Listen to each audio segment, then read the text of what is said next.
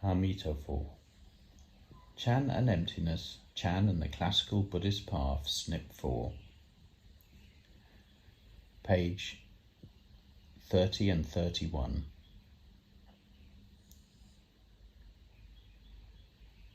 The path of meditative calming and contemplation that we have described above unfolds in a graduated or sequential fashion.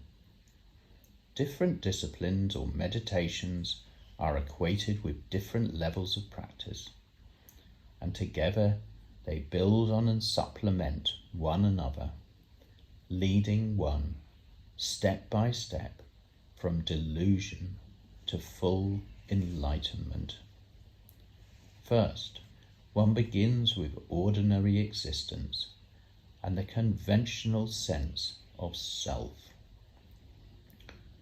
Through the practice of meditative calming and concentration, one purifies the mind and begins to experience the expanded self and unified mind of mundane dhyana. Turning to contemplation practice, one uproots the notion of self and begins to work one's way dialectically through successive levels of emptiness to arrive finally at the perfect enlightenment of emptiness in its highest sense. Yet, classic Mahayana statements about Buddhahood and absolute emptiness assert unequivocally that the afflictions are, from the outset, identical with enlightenment.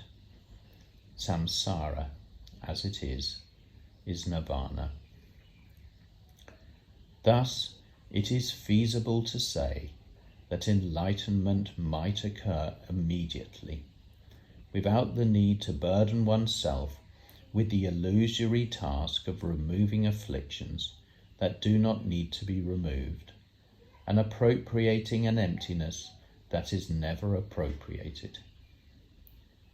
If, by a simple expansion of horizon, one can open oneself to the inconceivable totality of existence and emptiness just as they are, then the perfect enlightenment of a Buddha is fully at hand. This is precisely the point on which both Chan and certain forms of esoteric or tantric Buddhism take their stance, asserting the intrinsic unity of enlightenment and afflictions, wisdom and skill in means, and emptiness in existence.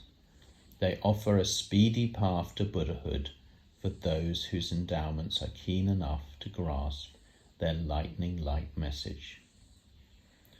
Thus, Chan tradition foregoes dependence on words and texts, or reliance on provisional expedients, striving instead to point directly and immediately to the enlightened nature. In lieu of elaborate refutations of existence and emptiness, or endless theorizing about the identity of enlightenment and everyday activity,